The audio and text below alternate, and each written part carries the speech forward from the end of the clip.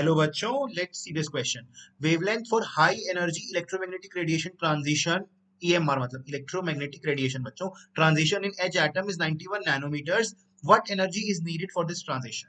एक ट्रांजिशन हुआ है इलेक्ट्रोमैग्नेटिक रेडिएशन के अंदर, ट्रांजिशन हुआ है एच एटम के अंदर जिसकी वेवलेंथ हमें गिवन है, कितना लैम्डा दिया हुआ है, 91 नैनोमीटर दिया हुआ है बच्चों। ठीक है, और क्वेश्चन में पूछता है कि इस ट्रांजिशन की कॉरस्पॉन्डिंग जो एनर्जी है वो बताइए कि कितनी एनर्जी का चेंज हुआ होगा। ठीक है बच्चों, दैट विल टेल। तो बच्चों जो energy required for transition of electron in H atom होती है वो कैसे दी जाती है? वो दी जाती है E is equal to H C upon lambda बच्चों। ठीक है, वेर जो ये H होता है ये क्या होता है? ये प्लैंक्स कांस्टेंट होता है बच्चों, है ना। और इसकी क्या वैल्यू होती है? इसकी वैल्यू होती है 6.626 इंटू 10 की पावर माइनस 34 जूल सेकेंड्स बच्चों। ठीक है, सी क्या होता है? स्पीड ऑफ लाइट होता है, जो कि इलेक्ट्रोमैग्नेटिक रेडिएशन की बात कर रहे हैं तो हम लाइट की बात कर सकते हैं बिल्कुल, विच इज 3 इंटू 10 की पावर 8 मीटर पर सेकेंड। ठीक है, लैम्डा क्या होता है? Wavelength of that particular radiation जो जिसका ट्रांजिशन हुआ है। ठीक है, ओके। सो अभी क्या एनर्जी आ जाएगा यहाँ से?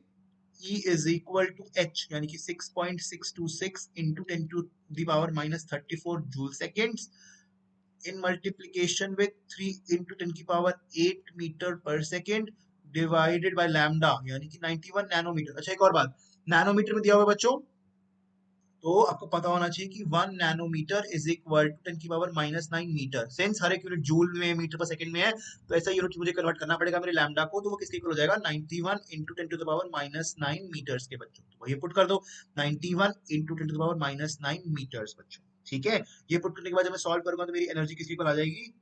2.186 into 10 to the power minus 18 joules बच्चों। अगर ऑप्शन में अगर मैं चेक करूं, मुझे हर एक ऑप्शन इलेक्ट्रॉन वोल्ट्स में दिया हुआ है, तो मुझे जूल्स और इलेक्ट्रॉन वोल्ट में एक रिलेशन बनाना पड़ेगा। तो बच्चों एक रिलेशन होता है 1 electron volt is equal to 1.6 into 10 to the power minus 19 joule.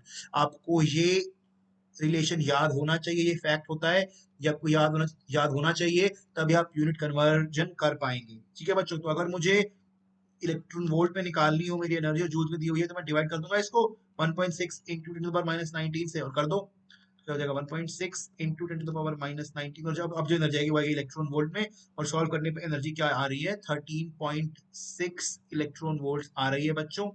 ठीक है, ऑप्शन नंबर डी सही हो जाएगा। Option D is the correct answer बच्चों। Thank you.